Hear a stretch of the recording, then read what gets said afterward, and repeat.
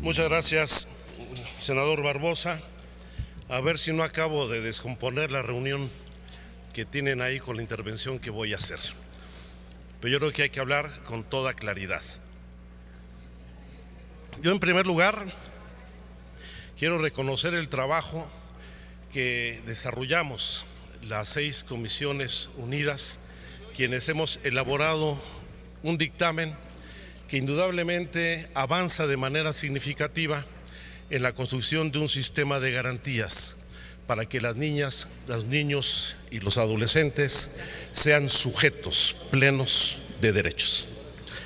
Este ha sido un debate que, como lo planteó nuestra compañera senadora Marta García, el senador Juan Carlos Romero Hicks y la senadora Angélica de la Peña, pues nos permitió llegar a un consenso el día 29 de septiembre y aprobar por unanimidad una ley que ahora nos regresan como minuta del Senado, para donde se modifican 18 artículos. Y eso es lo primero que quiero destacar. No estamos discutiendo el conjunto de la ley, estamos discutiendo estrictamente los 18 artículos que modificó, para bien o para mal, la Cámara de los Diputados.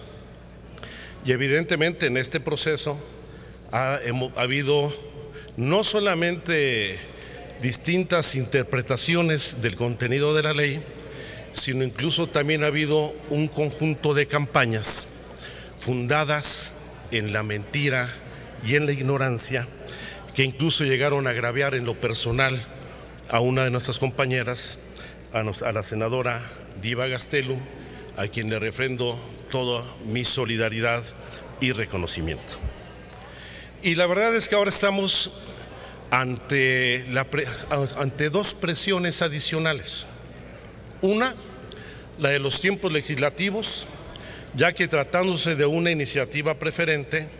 pues tienen que cumplirse justamente sus términos para que ésta sea publicada con la oportunidad que nos manda la ley. Y la otra, las presiones para que esta ley sea publicada por el Ejecutivo Federal y sea considerado en la construcción del sistema que plantea el garantizar los derechos de las niñas, niños y adolescentes, pues se ha contemplado en el presupuesto de egresos de la Federación, que próximamente aprobará la Cámara de los Diputados. Y seguramente, como se discutió el día de ayer en Comisiones Unidas, será aprobado en tiempo y forma. Sin embargo, y abusando de mi condición de presidente y ofreciendo una disculpa a mis compañeras y compañeros de la Comisión de Estudios Legislativos, sí quiero dar mi opinión personal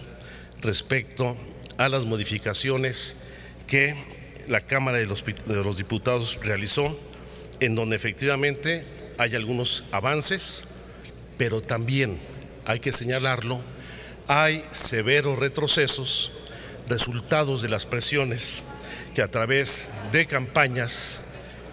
basadas en la mentira encontraron y tuvieron eco, lamentablemente, en la Cámara de los Diputados. Hubo señalamientos por parte de algunos diputados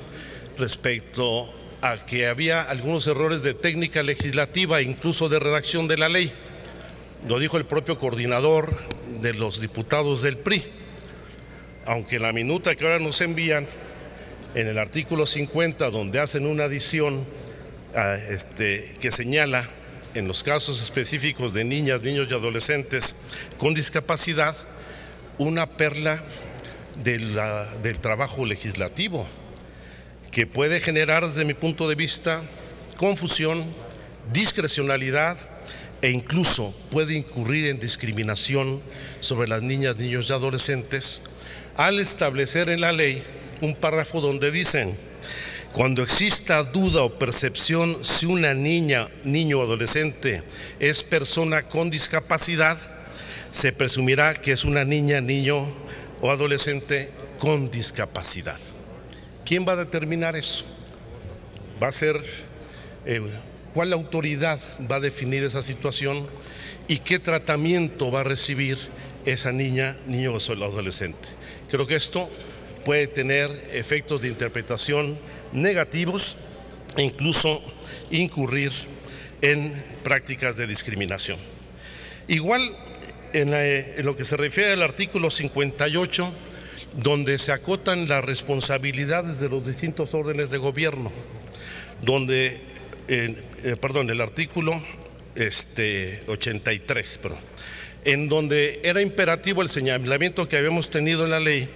en el sentido de que las autoridades federales de las entidades federativas, municipales, las demarcaciones territoriales del Distrito Federal, deberían, señalaba de manera imperativa, el hecho de que estaban obligadas a observar la garantía y protección de los derechos de las niñas, niños y adolescentes, y ahora la reforma en la Cámara de los Diputados lo establece restricciones que serán en función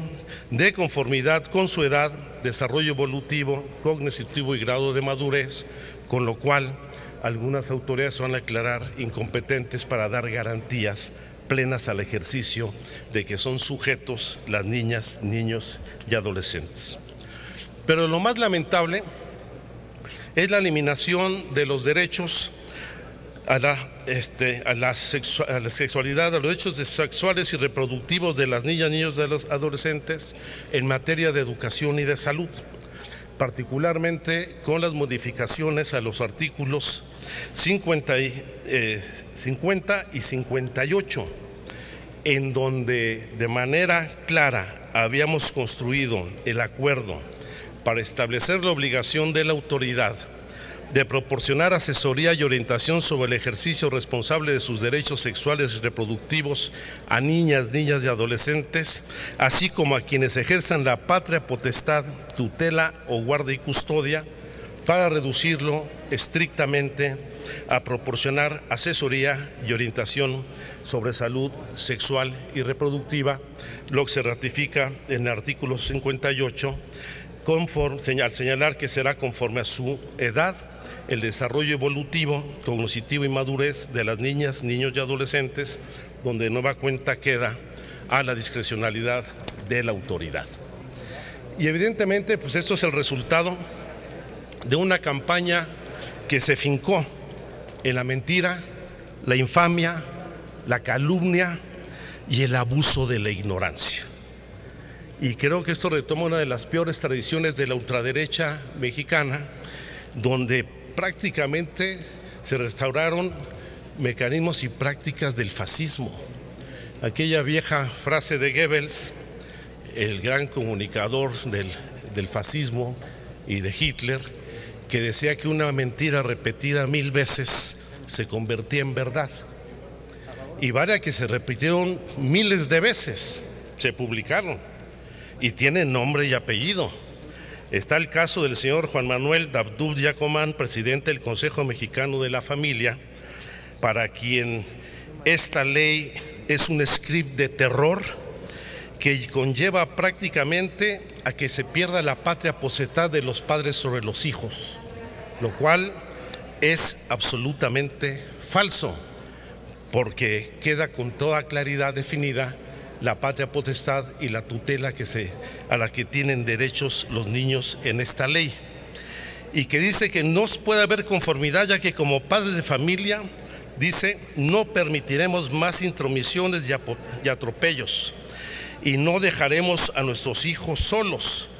ya que esta ley, al otorgarles derechos a los hijos, pretende dar una libertad en donde los hijos puedan denunciar a los padres por abusos y meterlos a la cárcel. Es decir, este señor, pues lo que pretende no solamente es mantener esa vieja idea de la familia nuclear autoritaria, donde el padre decide todo sobre los hijos, sino acepta el hecho de que los hijos no puedan denunciar los abusos y violaciones a los derechos de los niños. Incluso ofende ya no solo también a las senadoras, sino a las propias diputadas que defendieron este capítulo, como el caso de la diputada Verónica Juárez del PRD, a quien califica como lady erótica, en esta lógica de desprecio justamente que lo caracteriza sobre la mujer. También habrá que ver lo del señor Pablo Mier y Terán en la columna en un video, se sale en Reporte Índigo, donde cuestiona la introducción de los derechos sexuales y reproductivos de los niños y dice que es algo que nadie entiende, pero los entendidos, dice, nos han dicho que eso quita o reduce la patria potestad de los padres sobre los niños, lo cual de nueva cuenta es falso. Se pregunta, ¿qué significan derechos sexuales y reproductivos? Significa, a su juicio, que la patria potestad de nosotros sobre nuestros hijos va a ser disminuida según derechos sexuales y reproductivos de los niños, que ahora dice pueden suceder cosas como la siguiente, lo dice el señor Pablo Mieri Terán, que a mi hijo, dice, de 5, 10, 12 o 14 años le expliquen que él si quiere puede cambiar de género, o significa que si una niña está embarazada puede abortar sin ni siquiera el consentimiento de sus padres, o significa, dice lo que es peor, que una niña de 15 años puede enamorarse e irse con un señor de 50 años y no ser acusado de pederastia, cuando eso está plenamente tipificado en las disposiciones legales y penales en nuestro país. Más y más mentiras. Bueno, llegaron cientos, miles de correos electrónicos por machote contra el concepto dentro de la ley de derechos sexuales y reproductivos. Pero hay unos que realmente valdría la pena publicar una antología de lo que hemos recibido aquí en el Senado de la República. Por ejemplo, para la señora Beatriz Amaya, aquí está su correo electrónico, el libre desarrollo de la personalidad significa, eso es lo que entiende la señora, establecer como natural la homosexualidad, bisexualidad, lesbianismo, travestismo, transexualismo en la niñez y la juventud y elegir el género LGBTTL que quiera tener. Bueno, pues es un asunto de cada persona. Entiende que la autonomía progresiva, que es un concepto contrario a la patria potestad, que las preferencias sexuales significa elegir la preferencia sexual sin tener conciencia de las implicaciones de vida que llevaría en su elección, que igualdad sustantiva, dice, ¿respecto a qué? ¿Respecto a quién? Dice, entonces los niños son absolutamente iguales que los adultos y pueden tener los mismos derechos que ellos en todas esferas, situándolos precisamente en situación de vulnerabilidad. Hay otras que señalan conocer causas, efectos y terapias de conductas que impiden vivir una sexualidad plena, que esas serían implicaciones de la ley. Dice, los jóvenes tienen derecho a saber que la pornografía, la masturbación, la homosexualidad, la adicción sexual y otras prácticas y conductas alteran el orden de la sexualidad plena y sus causas y consecuencias muchas veces son dolorosas. Y por eso dice, hay que vivir en castidad. Los jóvenes tienen derecho a saber que vivir la castidad tiene más mérito y beneficios que no vivirla. Quien llega casto al matrimonio regala a su esposo o a su esposa salud, fidelidad, autodominio. No es represión de la sexualidad, sino saber encauzarla. Que el joven que ya tuvo relaciones sexuales puede vivir una segunda castidad, es decir, hoy hasta que no se case no tener relaciones sexuales, respetando su propia dignidad y las de otras personas, como si tener relaciones sexuales fuera algo degradante o vergonzante. Hay otras, la señora Ana S., que dice que nos acusa no solamente de que un pederasta podrá violar a sus hijas y salir impune, como violando toda la ley, nos acusa de recibir dinero por haber aprobado esta legislación y nos envía una maldición divina. Dice, todo el peso de la desgracia caerá contra ti y tu familia,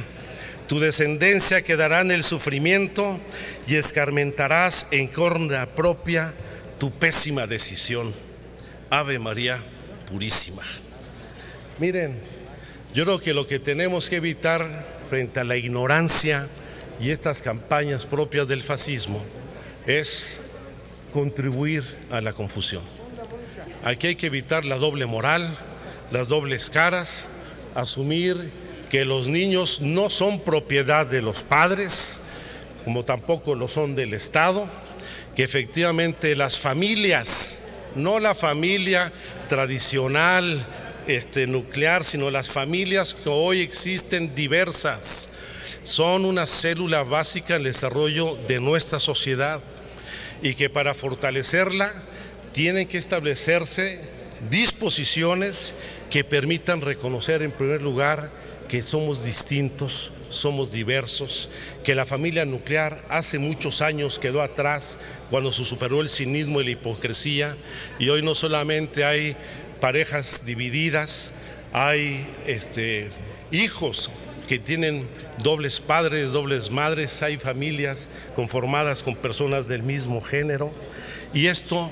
tiene que quedar plenamente identificado en la ley. Hay que asumir que el cerca del 20% de total de los embarazos que se presentan en México corresponden a mujeres menores de 18 años, que hoy existen en el país 500,000 niños, hijos de madres adolescentes menores de 18 años. Hay que asumir, y tienen que tenerlos claros estas personas, que la pederastia, la violación, el estupro, la corrupción de menores, la pornografía y la prostitución infantil, al igual que las tratas de personas, están penados por la ley. Aquí no se permite de ninguna manera, que de ninguna manera se autoriza el aborto, esa ley, ni se le quita la patria potestad absolutamente a nadie. Yo creo que es una vergüenza el que nosotros hagamos eco de estas campañas de un sector ignorante y conservador que lo que quiere es regresar un vuelco al pasado y no reconocer los derechos plenos que tienen las niñas, los niños y los adolescentes. Creo que habrá que dar el debate ideológico fuerte,